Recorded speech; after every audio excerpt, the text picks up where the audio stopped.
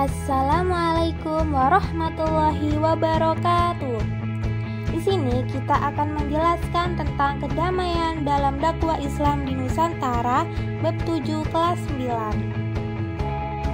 Yang pertama, kita akan menelusuri perjalanan dakwah di Nusantara. Di sini ada 3 macam teori. Yang pertama, teori Mekah. Masuknya Islam ke Indonesia adalah langsung dari Mekah atau Arab pada abad pertama Hijriah atau abad ke-7 Masehi. Lalu teori Gujarat. Masuknya Islam ke Indonesia berasal dari Gujarat pada abad ke-7 Hijriah atau abad ke-13 Masehi di bawah pedagang Gujarat yang telah memeluk Islam.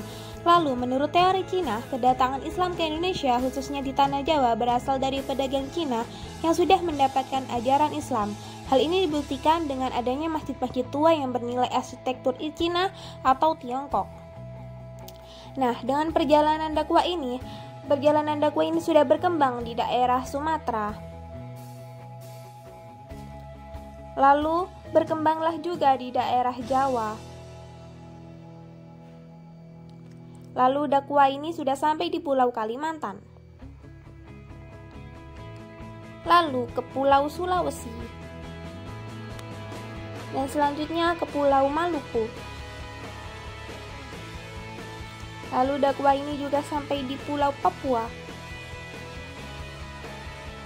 Lalu yang terakhir di Pulau Nusa Tenggara. Jadi ada beberapa macam cara dakwah di Nusantara ini. Yang pertama yaitu melalui perdagangan, kedua perkawinan, ketiga pendidikan, keempat hubungan sosial, lalu yang kelima kesenian. Jadi karena itu perkembangan Islam di Nusantara ini sudah sampai di bidang sosial, lalu di bidang kerajaan dan di bidang organisasi kemasyarakatan, di bidang politik, di bidang ekonomi, lalu di bidang keilmuan dan di bidang kesusastraan.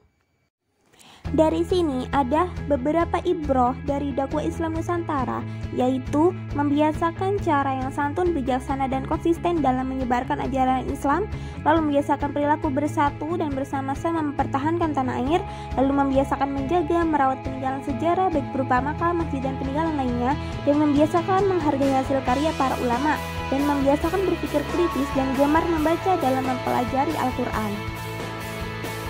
Terima kasih. Wassalamualaikum warahmatullahi wabarakatuh. Mohon maaf dan sampai jumpa kembali.